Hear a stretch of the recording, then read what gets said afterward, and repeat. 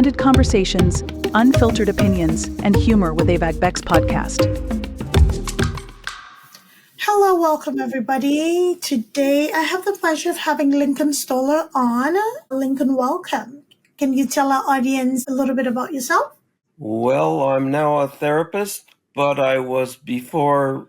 I did neurofeedback training, which is brain training.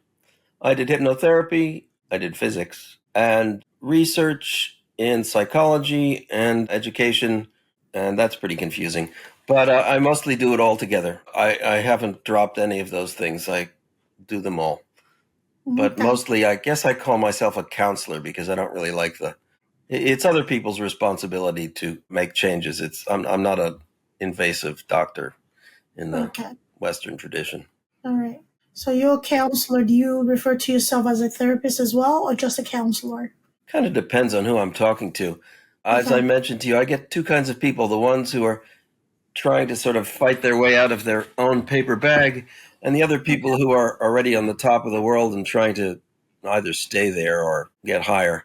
So I would call myself a counselor for the high-performing people, and I might call myself a therapist for the people who want a therapist.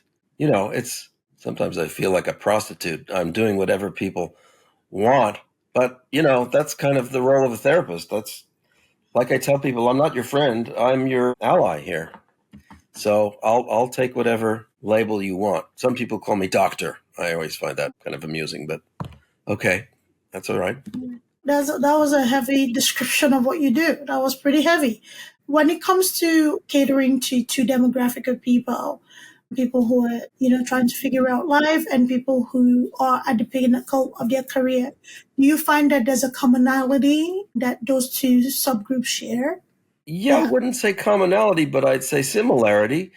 Okay. I try to get the high-performing people to see what are their low-performing obstacles, usually the things that they're not exposing or known for.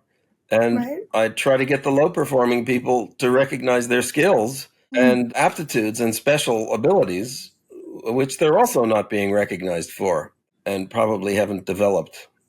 So there's a similarity in those two, but I wouldn't deal with them in the same way. I mean, as I mentioned, I wait for people to tell me their story. And, if you listen to a person's story, it's full of detail and confusion and anxiety and usually not a great deal of happiness, because that's not what they come to me for. But I try to find it, especially in relationships. Some people come for relationship issues and the relationships are a problem. And other people find their relationships a source of their strength. But what happens with people who have relationship problems, they usually come out of the blue. They're really shocked by them. They don't know why this is happening. They don't quite know how to make of it and how to fix it. So I'm always sort of probing to say, are things really as you see them? Could you be doing more or better and avoiding some of these problems, which aren't perhaps all that important for you? I don't want to get too detailed. So, we can talk about particular people and their problems, but that answers your question. It does answer the question. I'm just curious. The people who have the relationship problems who come to you, who seem to think it came out of the blue, is that demographic mostly men? Yeah, but I'm not sure that's objective sample, It can be objective sample because usually, women, when they're presenting the problems in a relationship, is usually classified as nagging, right? And when they're sick and tired of being sick and tired, and like, oh, she just woke up one day and wanted a divorce, or she just left one day. But we don't take into account everything that led up to that. But that's very interesting to hear. I just wanted to ask, with the similarities you mentioned, not the commonalities, right? High performing subgroup of people looking into their low performing areas, and other subgroup who are trying to figure out, where their life is going, tapping into their skills. Would you say there's a similarity in a sense of insecurity with both groups? Yeah, but I'm not sure I could prove it. Certainly we're talking about a weakness in both cases. So, yeah, weaknesses usually center around a lack of confidence and assertiveness and identity. So yeah, I mean, the high performance people are usually, they're upset because they're overworked and underpaid, underappreciated, underrewarded. And, that's ultimately a sort of a lack of defining their own boundary, of setting their own levels. I mean, it's complicated because in a lot of jobs, you're pushed and unrewarded, and people feel that way often. But it's funny because no matter how much they're paid, they still feel unrewarded. Mm. The point is that it's an internal state of your self-worth. It doesn't matter if you're getting paid $50,000 or $1.5 million. You doesn't make self-worth. Money doesn't turn into self-worth. And the other people, it's different. If you feeling, I mean, I also think it's important to get into sort of medical issues because the difference between medical and mental is not that clear.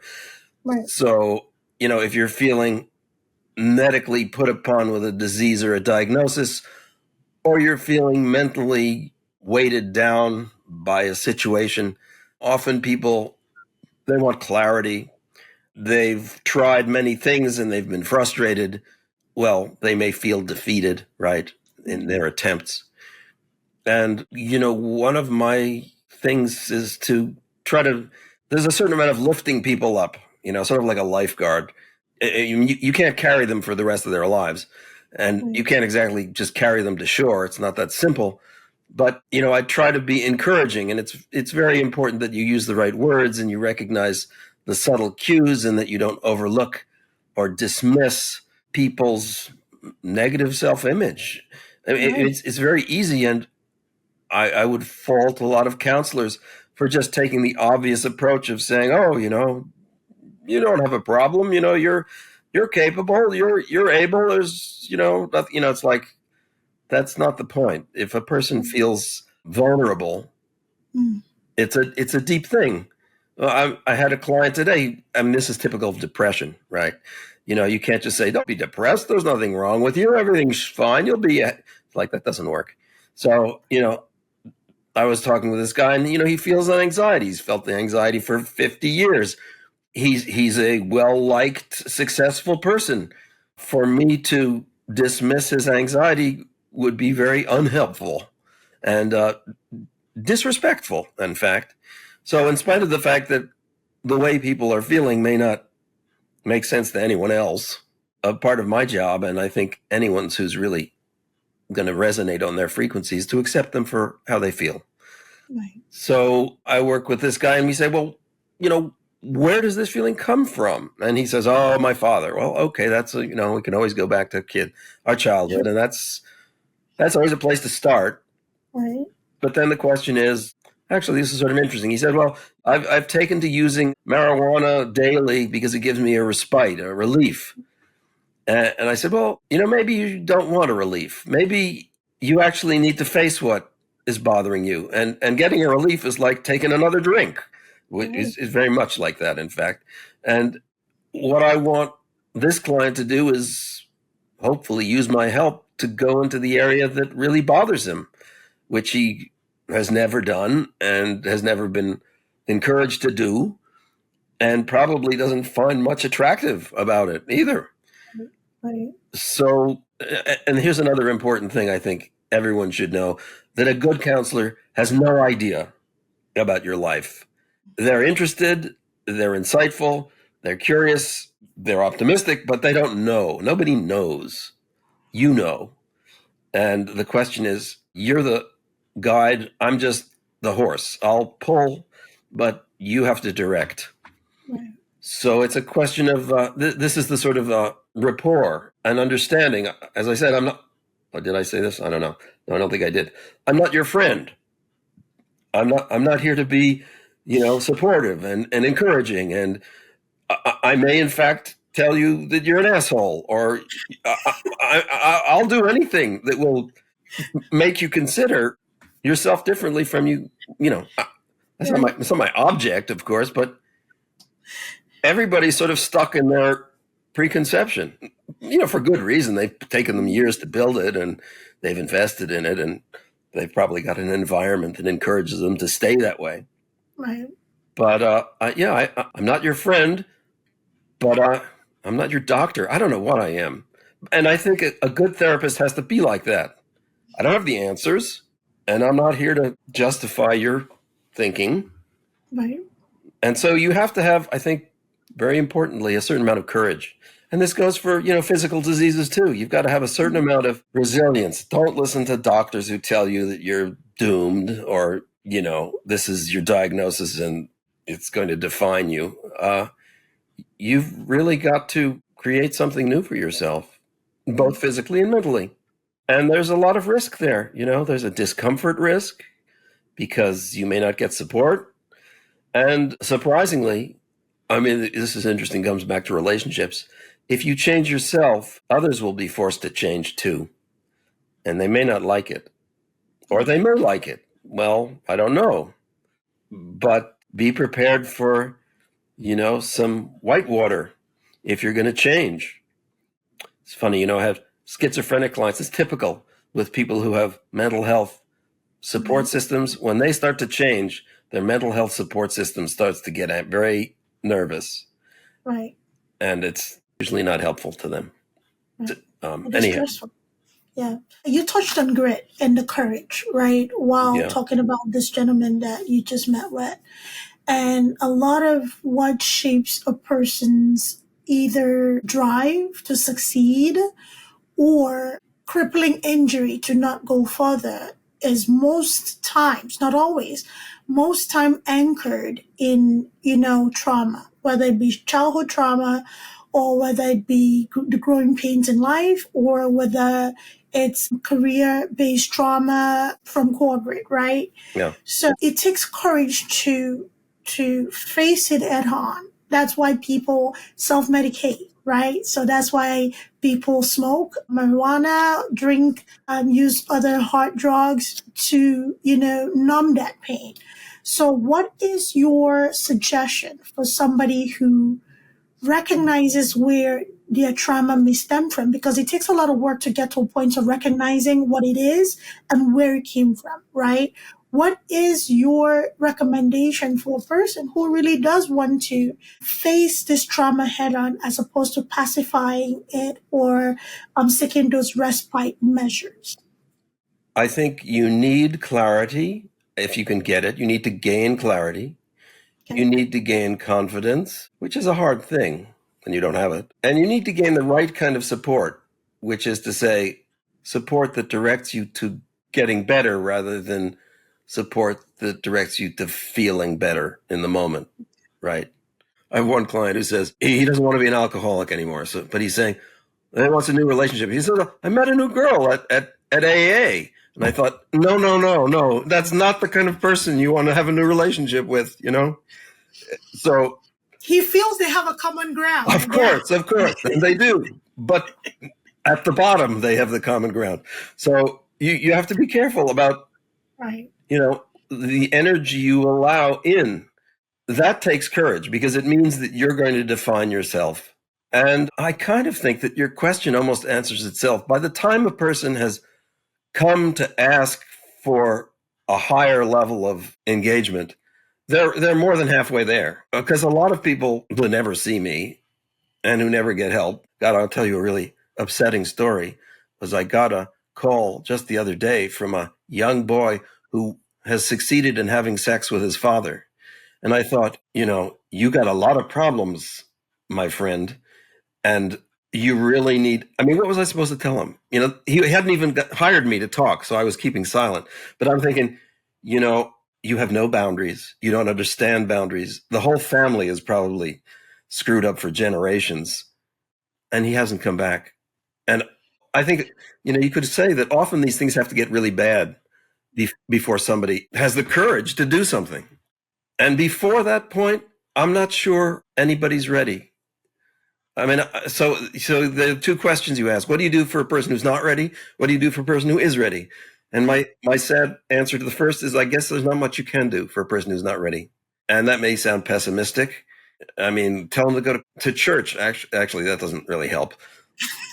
But, in fact, this kid did go to church, but it didn't help because, like, it's too hot, right? It's too crazy. So, and then the other group is, what about somebody who's ready for help? Well, Right. be discerning, be courageous, be energetic, be patient. Patient is like the big word.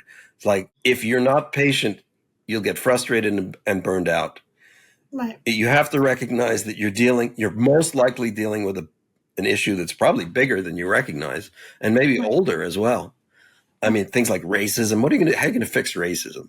Good luck, or prejudice, or all kinds of attitudes Yeah. that you may have gotten yourself into or been born into, depending on your race and culture, your immigration, all kinds of things. So, another strange story. I have a 13-year-old son. I also have a 25-year-old son. 25-year-old son, he's flying high. The 13-year-old son, he's just 13, right? So he's going to school. I'm very anti-school. I think you got to learn on your own. So I'm always telling him not to do his homework. But You do? and he's the kind of person who says, no, I have to do my homework. Oh, okay, I have to do the other thing. So his homework is like the French Revolution. I can't think of anything less relevant to the current event. And so I was showing him a documentary last night, a very Yes. difficult documentary on the people in New York City who live in the subways. Right. No, not in they live in the subway tunnels. Mm-hmm. They live in the darkness of the subway tunnels. And it was a kind of a difficult movie to watch because these people were living normal lives in a place you would never want to live. Right. And it made me think, well, God, what? I wouldn't even know what to say to those people. Well, I guess I'd figure it out if they talked to me. But it's part of my job not to like impose myself on people. Right. I encourage them to come, and I put out things like, just like now we're talking. I encourage people to reach out to me or somebody if they feel ready to be encouraged to do their work. Their work is anything. It's their life, right? It could be your illness, or it could be your family, or it could be your business and your goals. Everything. The only people who have no work are the ones who have no, mind. So, yeah, you could be so addicted that you don't have a mind and then you don't do any work. But if we're talking to, I hope, people in that realm, the ones somewhere between not ready to do the work and ready, then I would say to the not ready people, you just have to get ready because nothing gets better unless you work at it. Right. I mean, all those famous stories about people winning the lottery and then their lives go to hell. So, you have to know how to fly. You can't just jump out the door to paradise. So, there's hope for anybody. And I can't think of anyone who again, this is my prejudice. I always tend to have a great respect for my clients. Right. Both because they're doing something that's difficult and because, at least with me, we make progress. And it's kind of an irony that I'm the last person to know how much progress they make because they don't come back to me and pay me to tell me how much progress they made. Why would they do that? I understand, So I get people who have troubles and, they're very complicated. I mean, they're similar, family, abuse, trauma, illness. And I feel them moving forward and I accompany them in their forward movement to a degree. But then it's like once they start running, they go ahead of me. And I often never see them again. And I'll check in with them, in a year or so. And they'll say, oh, things are great. And, happy days, sunny. And then I'm never really sure. But that's the way life is. You go from one problem maybe to the next, or maybe you plateau for a while. Right. And the plateau part is something that I think most people are not comfortable with because of the energetic nature of our beings. When things stagnate, it creates anxiety, it creates fear sometimes, right? So is that something that you, from the onset, set up your clients to expect? Or do you give them the tools to manage the anxieties and the concerns that come up when that plateau phase happens? Well, it depends on their situation. If they're, in dire need of help and support, I don't talk to them about, the oncoming disaster of their later lives. On the other hand, I do talk about that to a lot of my successful clients. I say, well, yeah, just because you're not going to buy your $3 million house doesn't mean you're really going to be happy. I've got a client in that position. He says, I want to get out of this deceptive and manipulative business and have a family and live in a nice place with a nice neighborhood. And I said, well, yeah, okay, that's nice. But your fiance is already on your case because you're working all the time. And do you think that when you buy your house and move to the nice community, all of a sudden you're going to start to be a family man? And, so maybe you ought to realize that your, knife stabbing business associates are kind of something you bought into.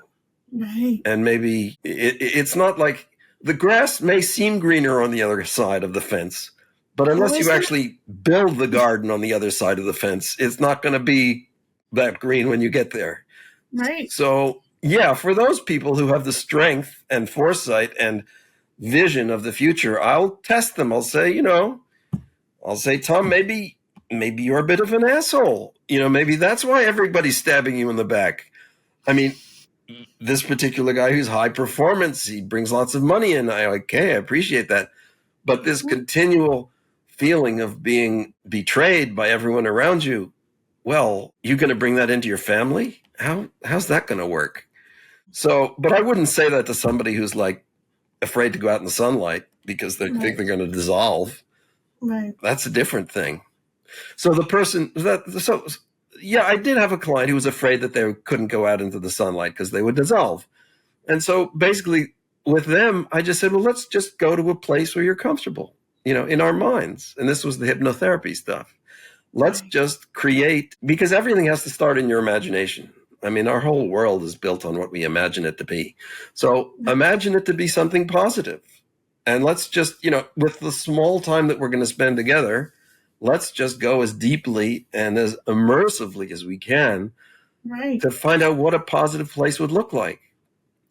And then I do all this kind of fancy stuff like bringing in spirit animals and speaking to angels and stuff and say, who's your guide? Where is your strength? What can you remember? And it's surprisingly successful. If I guess it's done right. I mean, not everybody's open to this, of course. Some people just can't get out of their minds. But yeah, it's funny. Again, if you want to be stereotype people, I don't know if it's true, but I was going to say women tend to be a little more visionary in this regard. But then I don't know, because I just get. Okay, it's true. It may be true, but it may be just dependent on age, right? Because I've worked with kids too, and kids are so different. Kids, you never talk about the problem. You talk about anything but the problem. And that's fine. That does great for them. Nobody ever listens to them. So they're just happy just to be taken seriously. It's a completely different scene. Right. The innocence of a child is one to be admired, right? And the purity, I should say, not just the innocent, the purity of a child, and the ability to be so malleable and fluid in whatever environment they find themselves is so admirable. Going back to that malleability and fluidity, the journey to heal is one that is very difficult, right? And the journey to heal, especially when somebody's willing and ready to confront the hurt or the trauma. And I often see people fall apart at this stage, usually the stage of confrontation, because there's usually there's an angst or I should say on the other side a vision of the perpetrator or perpetrators, right, taking accountability. However, during that confrontation, when accountability doesn't happen, people usually spiral, right? So is there a way to prepare somebody to expect the unexpected or not to have expectations at all going into a confrontational situation with any trauma, be it, parent, siblings, you name it? I haven't had the experience of people spiraling on my watch. Okay. I've had people who were spiraling, but then when I'm pretty good at catching them. And I'm just thinking, I get a lot of credit for lifting people up. I remember one client who was spiraling, I said to him, look, Tom, I'm calling everybody Tom, you really deserve to survive, And for some reason, that was just like an epiphany. It like broke his world open. And he just kept repeating that I would deserve to survive. And to me, it was like obvious, but to him, it's like no one had told him that before. Mm-hmm. And I didn't really understand why, because, everybody's got a complicated story. But he was abused as a kid and, complicated this and that. And I don't know, it just seemed to be like the jet fuel that turned his spiral into an ascent. And he seems to have been ascending ever since. But, it's a mixed blessing because now he's got to reform his world. And his wife, who he was married to since he was a teenager, who was always his nurse and support person, has now become irrelevant. And she can't handle it. And she wants a divorce. And it's like, I guess, when you're no longer crippled, you don't need a crutch anymore. And it's sad to say that I guess his wife was providing him that. I don't know, it's not for me to say, but that's what it looks like. I only talk to my client. I don't talk to his wife, but the stories I hear, that's where it's going. So, I mean, yeah, it's like metamorphosis. When you outgrow one shell, I mean, you can take this as far as you want. First, you're very vulnerable. The crab that loses a shell has no shell. And then you have to form a new shell. Well, I don't know if that's the right metaphor, but you have to form a new skin at least. And so that, I think, everybody's dealing with their crisis of the moment, medical, mental, social, financial. And the question is, as you mentioned, in the comment you made about plateauing, what comes next? And I don't want to be negative. I want to tell people, do what you need to do. Don't worry about failing. Just do, do, learn, change, adapt.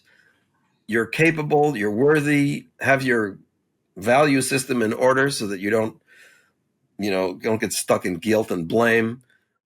Fix your environment to the extent that you're not surrounded by people who want to do badly to you or see you do badly. And, that's a hard thing to do. People fall in love with the wrong people a lot. So that could be the problem, but it's usually not the first one. So, how do you get to the next plateau? I don't know. I think you just have to wait. I can tell these people, there's more work to do. And I do say, the enlightened person is not the person in paradise. They're the person who's taken the larger responsibility of the world on their shoulder. The saint is somebody who is doing everybody's work. And I'm not sure anybody wants to be that person. Though, the stories of saints is they all seem to be happy being crucified, but I'm not sure I'd be happy being crucified. Anyway, so you pick that battle if you want it. Right. So, talking about environment, because I like this conversation as we segue into healing practices, including hypnotherapy. So, there's a saying that you cannot heal where you got hurt, right? Wait, say that again. As I say it more, elaborate that more. It's like you cannot heal in the environment you sustained the injury, in a sense. Okay. All right. Right. You can't heal where you got hurt. And a lot of, speaking from experience, given the work that I do and personally, a lot of hurt, when we're talking about childhood trauma or trauma in general, often comes from close proximity. When people say the call came from the house, is usually within close, intimate relationship, family members, friends of the family members, you name it. So we live in a culture and a society that emphasizes family relationship, right? So how is a person supposed to manage if the source of their trauma is familial in nature and the familial environment is not as supportive on the healing journey? How do you heal? So this client you mentioned who I'm thinking was a trauma bond, the wife, found somebody that she could be a caretaker for. Is there a way to like mitigate the situation where it doesn't lead to divorce. Okay, that's up to them. They can work that out and, decide that. But is there a way you can guide them down that path, or guide your client, since it's not a couple therapy, guide your client in a way of, mitigating the usefulness for his wife? And also for people that are not married, in this case, not your client, who have kind of a tumultuous relationship because of the trauma. Is there any advice or recommendation for them to either move forward and heal, or maintain the relationship with the family because society requires you do so because you only have one family? I have to tell people that the only way is up. Mm. I understand that we only have one family, and in fact, we can't really get away from our family. Right. But also, our family's issues are often not easily solved. They're often Yes. not of this generation. They could be, ancestral, which is not to make it mysterious or anything. It's just like patterning. And, we're all suffering from some lack of nurturance at some point. And I do think that when one person lifts themselves up, the people around them are given the opportunity to lift themselves up too. And that's the only thing that you can do as a person who's lifting yourself up is be patient, not be triggered or reactive, Right. be somewhat supportive, though you're trying to support what's positive, not what's negative, and have an infinite amount of patience, which may even extend beyond your lifetime to a kind of multi-generational sense. Okay. I mean, I often think of like Native American elders who had a kind of transcendent view of their own genocide. Mm-hmm. And like, how do you do that? That's just transcendent. So, I mean, I tell people, and I basically work toward bringing a person up. And if their environment won't come up with them, maybe they should leave their environment. And that's not possible if the environment is your family. Right. But, like most of us, we've never succeeded in bringing our parents up. Right. Well, I mean, maybe some people have, but, and I don't know many parents who, and maybe it's not for us to do. We offer, but our parents are at a different phase in their life, and they have different investments, and they have different dependencies on each other, and so forth and so on. But so we can all complain about our parents, especially the elder parents of adults who never seem to respond to the overtures we make to them. But, whatever. So, Right. I tell those people, the best you can do is offer. And this is true in all cases, actually. Even if, your partner, your romantic or marriage partner, the best you can do is offer from the best part of your heart. And then be patient and be understanding and not be triggered. But I mean, it's almost a little sick, because I'm telling people to become therapists for everyone else. And you don't get your needs met when you're a therapist. That's the deal. That's why I get money, because it's the only thing I can actually get a lot of insight and experience that I would otherwise lack. Right. And I find it valuable to help me disengage from my problems personally. But it's still, if it weren't for the money, I would have to do something else. So, I feel like I'm almost telling everyone to become a therapist for the people around them. Right. Lift yourself up, strengthen yourself, solve your problems, recognize that your imperative is to be a positive role in your own life and the others around you. And if they can't come along, well, you could ask why. You might ask them why. They may not tell you. I remember when my father was depressed and I tried to be solicitous and supportive, he turned on me and was vicious, because that was sort of his nature, that, you took advantage of weak people. And it's taken me, a long time to and that was very weird, but okay. So you can't expect. So instead of support, my father turned to a psychiatrist who gave him drugs, which is essentially an addictive form of coping. And I don't think it worked. But nevertheless, that was his issue. And I knew his issues were big, and I wasn't old enough when maybe no one was able to solve his issues. So everyone's got that kind of stuff. You can lift yourself up, but I had a couple who came to me for couples counseling, and the woman was very, she seemed enlightened in many ways. And the guy was the opposite. They had originally met by taking drugs together and being kind of fucked up. But she had kind of raised herself out of it, and he had not. So they still had this relationship where he was still sort of skimming along the moral bottom, and she was rising to the top. Right. And he would, I remember this one point, I said, well, why do you take alcohol and then take meth? And he said, well, it's because it makes me feel terrible. And I said, well, why do you want to do that? He said, I need to feel terrible. And it's like, at some point I said, look, Tom, if you need to feel terrible, you don't need to pay me to feel terrible. Just go and have a terrible time. And the therapy between these two ended where she just finally let Tom go. Right. And she just rose to the top, and she just seemed like an enlightened person with no problems at all. And he was, in the dumps. And I said, well, I'll help you out of the dumps, but if all you want to do is stay in the dumps and, continue your addictions, then, I'm just a broken record and I'm not going anywhere. Right. So, but I still told her, I said, look, you may not help Tom out of his hole, but at least you're a beacon. You've managed to achieve what both of you wanted, and the best you can do. It's like they say with trying to save a drowning person. If you try to save a drowning person, they'll just climb on top of you. Absolutely. And Absolutely. Of course, because otherwise they'll drown. And then you'll both drown. So you can't, until somebody's ready to accept and follow, I guess you have to keep distance. So is that an answer to your family? Well, I got a sister who's just kind of not very nice.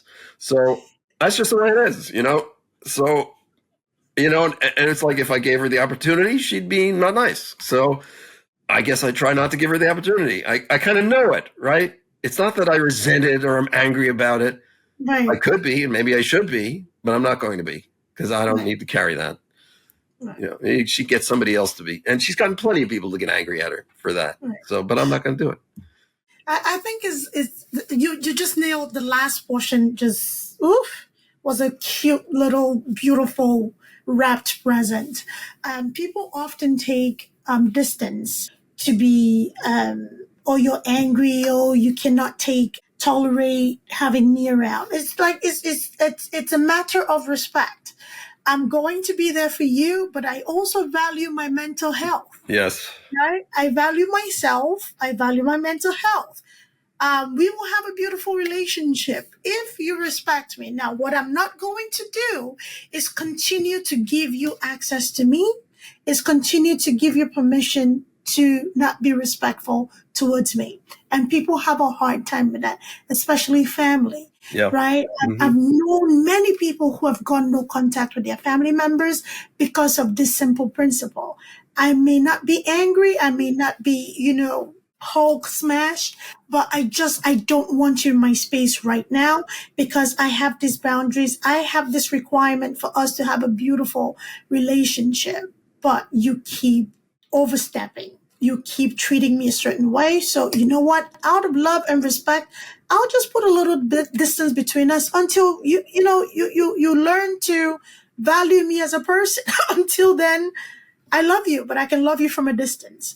I hear about being a therapy for everybody else, but that can be draining. Oh, yeah. But families are draining often, almost always. And so what are you going to do? And I think it's kind of, I guess I have to get sort of, I don't know, not religious, but I kind of feel that people's purpose on earth in life is to elevate us all. And it's not free. We're not here to have our needs satisfied. I wish it was, but I just don't think that's the higher goal. And And I don't know where to draw the line. Some people will sacrifice themselves for the benefit of society or something like that. Okay, if that turns you on. But, I mean, and it's a somewhat dangerous and unappreciated role, It is. It's I don't know, a saint or a savior or something, or a martyr is what it is. So do you Right. want to be a martyr? Well, yeah, I don't think anybody really wants to be a martyr, although there seem to be a lot of candidates for it. But, the most enlightened people I've known, and I only think of two. I don't know, they just had a vision. They had a vision. They had a peaceful vision, and they lived their peaceful vision. Right. And they didn't engage in hostility. They didn't. And they had this sense of boundary that it's almost undefinable. This one, I love this guy. His name was Arlington, and he was not an educated guy. He was a fisherman in the Caribbean. I don't know if he could even read, but he had this gift of prophecy. I don't know. It was just so strange. Everybody knew it, and everybody listened to what he told them was going to happen. And apparently he was usually right. And even, although he had no sort of social or economic status, the premier of the country would come and visit him to find out what was going to happen. And he was just a beautiful, glowing guy. Right. And it came from the inside, and it was something he established. And that's kind of my role model. It's like, if you want to have a glowing, wonderful life, it's got to start from the inside. Mm. And then a person's going to say, but what about all my big problems?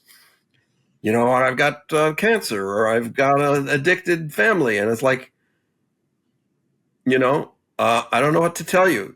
You may have these things, but they actually don't affect your ability to have a positive relationship with yourself. Right. And so what are you going to, I mean, how are you going to, it's like, it makes no sense until a person, I mean, I don't tell this to people because it's like, they don't pay me to preach at them, but I'll always be there one step ahead, Right. to the extent that I can. Right. And so it's like, it's very simple. You have to be careful with your words, Right. and you're careful with your intentions. You have to be honest, Mm-hmm. but empathetic. I don't know. Well, what do you think? I don't know what to say. No.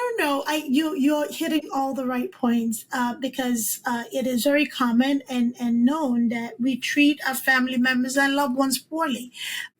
Something that, or that you would speak to a family member in a manner that you would never do at work because you will be fired, will be written up. But because those consequences do not exist within the family dynamic, it's okay to do. Shutting off a conversation just because. Okay, all right, but was that respectful? If I did that to you, would you like it? Right? It takes compassion to be human. It takes compassion to deal with everybody. It doesn't matter who it is. Empathy that we're all going through something, right? Empathy that just because this person is answering to me doesn't mean that they don't have feelings. Empathy that, okay, just this because I feel like this person is paying me, oh, you have surplus, so I don't care. I will take you for granted. Empathy there. Empathy, just because you're older than somebody doesn't mean you treat somebody poorly. Or just because you're related to somebody doesn't mean that you treat somebody poorly. So it's all a give and take. And most times, what I observe is that people who engage in negative self-talk or who do not have a strong and good relationship with themselves often are not the nicest people to others. Yes. So, healing yourself and centering yourself is very important. Which, let's segue into hypnotherapy. In just simple terms for everybody listening who may not be completely familiar with hypnotherapy, how would you explain hypnotherapy to a beginner or somebody that is brand new to it? I would take an indirect approach and say it's altered state work. I would ask them, what do you know about altered states? Mm. So it could be, if you're in athletics, it could be a state of, flow or focus in an athletic pursuit. If you're an artist, it could be a state of inspiration or, productivity. If you're, it could be, having sex. That's an altered state. If, you have an orgasm, it's not perhaps the most controlled, or maybe it's the least controlled, but it's an altered state. If you're an alcoholic, or if you're a recreational drug user, these are altered states. And also, very importantly, when you become overwhelmed with emotion, this is an altered state. Also, sleeping is an altered state, and dreaming. So all of these, they're all altered states, and to an extent, you're a slightly different person in all of them.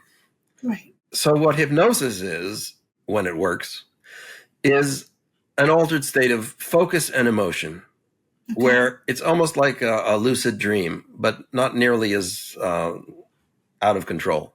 Right. So, it's like you're feeling things arise in you. And I should say that there's a different kind of hypnosis, which is the suggestive kind, where you tell people you'll feel better, or you'll, cluck like a chicken or something. That's never entirely not true. I mean, I'll take people into positive spaces, or I'll take people into risky spaces and try to confront problems. But I'm doing it in their emotional space. So typically what I do is I get a person really relaxed. You're feeling relaxed, you're breathing deeply, you're sensing your environment, you're feeling in a distance, in a safe place. And then, now let's call up the problems you have in some form. But I don't want you to think about them. I just want you to feel them. I want you to imagine them as a scene. There's a monster, or a dragon, or a lover, or a bird, or a machine. How can you recast the elements in your life in a way that's not preconceived and doesn't trigger you right away, but just, in some sort of mythic or imaginative way, and then explore that. What do you feel about the dragon? What do you feel about the monster? What does the monster feel about you? Can we have a conversation with, the tree or the animal? And then I'll take them in and out, and I'll ask them to talk to me, and I'll talk to them. And then I usually try to, if we find something positive, I'll try to get them to anchor on it, think about the positive. What does it feel like? What are you holding on to? And I'll get from people, before I even start, what things they like and don't like. I remember I had one problem with taking somebody into this wonderful garden, and then I learned they had this phobia of earthworms. So that didn't work at all. So I didn't know about the earthworms, but I should have. You never know. And, do you have a fear of elevators? Because if you do, we're not going to go in an elevator. So, this stuff is there. No one would say unless you asked. So this is what you're trying to get somebody in an open, conductive, channeling state, and then you're working with it, and then I'll give them homework. I'll say, well, okay, if that was an important state, or an important insight, or an important state of mind, then work about getting back there, or bringing it forward. This is going to take us into brain training in a second, but because a lot of people's thought patterns are habitual. Right. They're rewarded. They're enforced by their environment, the people around them. This is why people go off and live in, seclusion. Right. And I should say that although I've had a lot of psychedelic experiences with psychedelics, the most psychedelic experiences I've ever had have been just in seclusion. That just drives you crazy, really. You try to stay in a cave for 3 days and you'll come out a different person. And positively or negatively, because can swing either way. Well, it's hard to say at the moment. I've done that and been feverish at the end, literally, and had to get out of there just because I was sweating like a dog. And I've had memories and dreams that I've never forgotten. And so it's hard to say whether it's positive or negative, because, it's like a lot of positive things come from breaking through negative barriers. Really, that's the simple answer. Right. So what you really want to do is have some discernment, because although I can help and encourage and support you, the sword is in your hand and the dragon is in your mind. Ultimately, I've taken people on these experiences, and then it appears that they're about to get raped. And at that point, I'll say, I think we're moving on, because, Okay. I think we're, this scene has evaporated and you're now in a pleasant, sunny, because okay, I can only help you to the extent that I can protect you. And I don't want to lead people into their trauma to be re-traumatized. Right. But unless I think that's what they really need and they want and they're ready for it, if they really ready to face the dragon, okay, let's face the dragon. But let's not have you torn to shreds. Yeah. So hypnotherapy can move to that area if you want to. It's not normal, but it's what I do. Okay. Normal hypnotherapy just sort of takes you to a pleasant place and reinforces your inner confidence. Right. Which is okay, but it's usually falls short of dealing with the dragon. So, like I say, some people aren't ready to do this, and that's fine. And some people aren't even ready to relax, and they're, always thinking and reasoning and rationalizing, and we call those people resistors, but okay, whatever. A certain amount of trust in me and themselves. Yeah. And courage. It's a very vulnerable state to be in, so I can see why you get resistance from people, especially trauma. Trauma is not easy. Facing trauma is not easy. Okay, facing trauma is very much like you rightly put it. Facing the dragon, right? It's basically a re-injury of an already existing injury. So somebody resisting, I can see why. Especially with trauma that is that invasive. It's weird. You mentioned psychedelics, and I had a guest recently that she came on. She's a huge advocate for MDMA. Yes. So I was so intrigued because her focus was PTSD, right? Mm-hmm. Utilizing this PTSD, and the environment this therapy is used is very controlled, where they have a psychotherapist and also I think she said a psychiatrist or another clinician present. Yes. So when you practice, say, if a client shows need for hypnotherapy, do you practice in a place where it is, controlled, where it has to be in person, or how does that work? How do you set that up with your clients? Well, the hypnotherapy, I do most of my work remotely. Okay.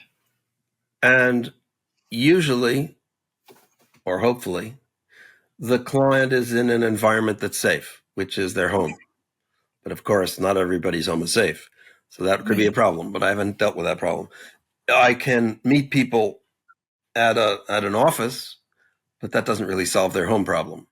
For the purposes of doing a hypnosis session, yeah, you've got to feel safe. Otherwise, you're kind of, paddling upstream in the whole thing. But I have to build rapport. First, you have to trust me or feel like I'm taking you in a positive place. And so, we have to get along. And I do that by being very direct and honest, because I'm basically expecting the same. And I guess that would be a problem if somebody couldn't be honest or direct. And I know people who can't be honest and direct, and I make no progress with those people.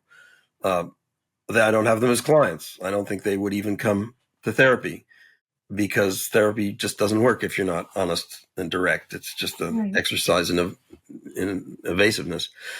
And maybe that's what therapy is for a lot of people, but not for me.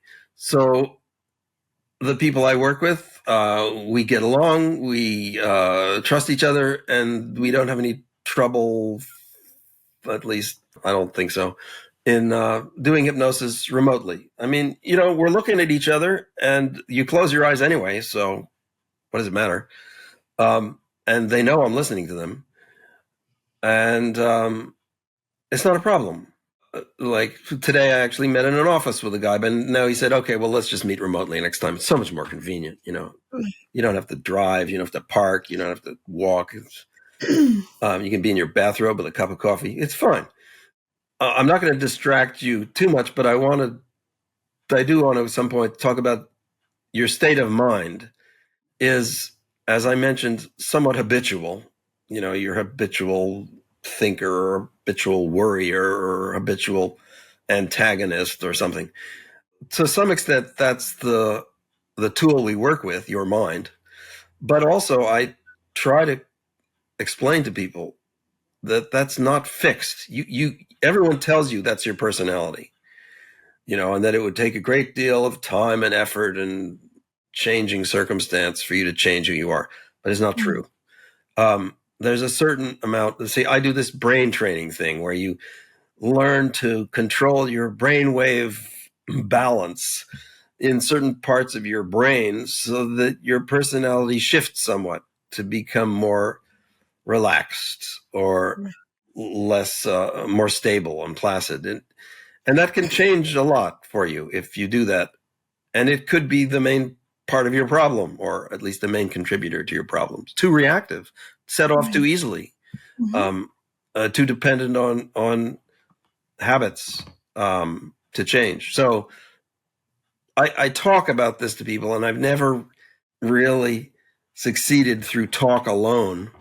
And then I try to tell them, though, you can buy these devices that will help train your brain, and they're fairly cheap, and you put them on and they give you some feedback when your alpha waves are dominant and stuff like that. But unfortunately, those devices don't work all that well because those companies are afraid of getting legally liable for medical devices, and then they would have to charge $10,000 for medical insurance.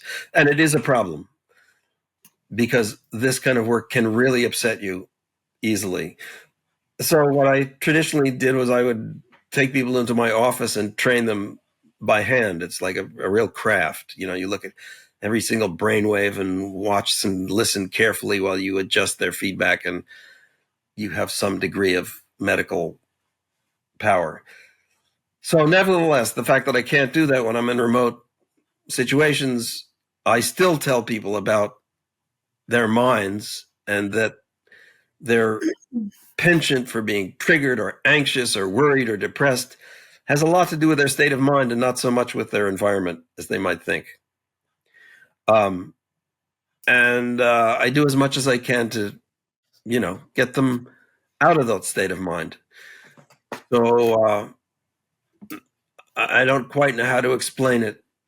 I tailor the conversation differently to every person. But I would say, you started off asking about hypnosis, and I would say altered states. What is your experience with altered states? When do you feel differently? When you're at the beach? When you're with your family? What triggers you? And then look at how you're feeling in those situations and try to realize that you don't actually have to be in those situations to be in that state of mind. Right. And this is sort of what hypnosis is trying to take you to create a new state of mind by managing your perceptions. I'm sorry if I'm being confusing, but a lot of stuff to say. Absolutely not. I think you explained it and you delved deeper into it in a way that for a new beginner or for a person who's never heard about it kind of like breaks it down. And for anybody listening, if there's anybody interested, you want more of this topic to be discussed, I can reach out to Lincoln and have him come back on. And at his convenience, he's a pretty busy man. So when it comes to hypnosis or any therapy of sort, right? So do you set like a particular time frame or timetable depending on the client's need, or do you have like a standard timetable of working with your clients? You could say two answers. If you're ready to change, then, the switch to the plateau may come quickly, and it may not take much to change. I've had people who were just in some sort of crisis or difficult situation, and we worked through it, and then they went back to the plateau. If you're on a sort of longer slope, because you've got a longer tradition, so if you've been depressed for 40 years, or you have PTSD that you've never resolved, I do find that progress is sort of episodic. You'll go through steps, and it's your decision what to do at the next step. Like the couple where the guy was a meth addict and the woman was, once it became clear that she was going to stay enlightened and he was going to stay a meth addict, okay, my work was done, So if that was the plateau, okay. As it does seem that when I work with people, it's kind of a question of getting to the next plateau. And it doesn't take that long in most cases to make progress. And I do have a bunch of people that I see every 2 weeks, but that's mostly because they value the conversation and they can afford it. So they tend to be the high performance people. And it's just like tuning, right? It's like, what is today's problem? What is the next goal? Let's look forward to it rather than, putting out the fire. Let's look forward to things. So that it's basically, there are two ways I work with people. It's like dealing with an issue and trying to move beyond it, and then just maintaining things for people who can afford and value that. And then the final answer is, if you don't value it, don't do it. And then I sort of wonder, am I being valuable and all that stuff? But that's my problem. Right. It's not for me to decide whether I'm being valuable. I do the most I can. They have to decide. I mean, it's appreciative that you, as the counselor, therapist, whatever position that you may be occupying in somebody's life, that you do have that consciousness to think about the value that you bring to the relationship. I mean, that makes, I'm not even your client, that makes me feel better that you at least care. It's not just about, getting paid for your time. So this was very enlightening. This conversation was one that, I took something from it as well. So for everybody who's listening, if you took anything from this conversation, please get engaged. Let us know what you think. I will include Lincoln's information in the show notes. So his services, how to reach out to him if you want to learn more about his practice. Also, if you'd like for us to delve more into this conversation about hypnotherapy, because there's a whole bunch of things this wonderful man does that we haven't even touched on. So, we don't want to keep you too long. We want to keep you engaged and interesting. Did you have something to say, Lincoln? Yeah, my website is called Mind, Strength, Balance. And I have a blog, which you can subscribe to when you get there, which is a monthly free blog. And if you sign up, I'll give you a link to the book that I'm publishing now on these issues. Beautiful. So sign up for the free blog and get a free digital book. All of that will be linked in the show notes. So the website, the blog, and also the book, we will be highly anticipating it. But whatever you need, let us know. Get involved, comment, let us know what you think. Did this conversation relate to you in any way? Personally, with hypnotherapy, being curious about it, hearing about it, wanting to know about it. So thank you everybody so much for listening. It was wonderful having you on, Lincoln. Great to talk to you. Absolutely. So thank you so much for being here, Lincoln. Let's have more conversations. There's so much we need to talk about, and I can't wait, and I look forward to our next conversation. Oh, beautiful. Right. And you're beautiful too. Thanks a lot. Thank you. Thank you. Bye, everybody. Bye. Thanks for tuning in to Abeg Vex podcast. If you enjoyed today's episode, don't forget to subscribe, rate, and leave us a review. It really helps us out. We'd love to hear your thoughts and continue the discussion. So join us on social media or drop us a message. Until next time, keep exploring, stay curious, and keep pushing the boundaries of your world.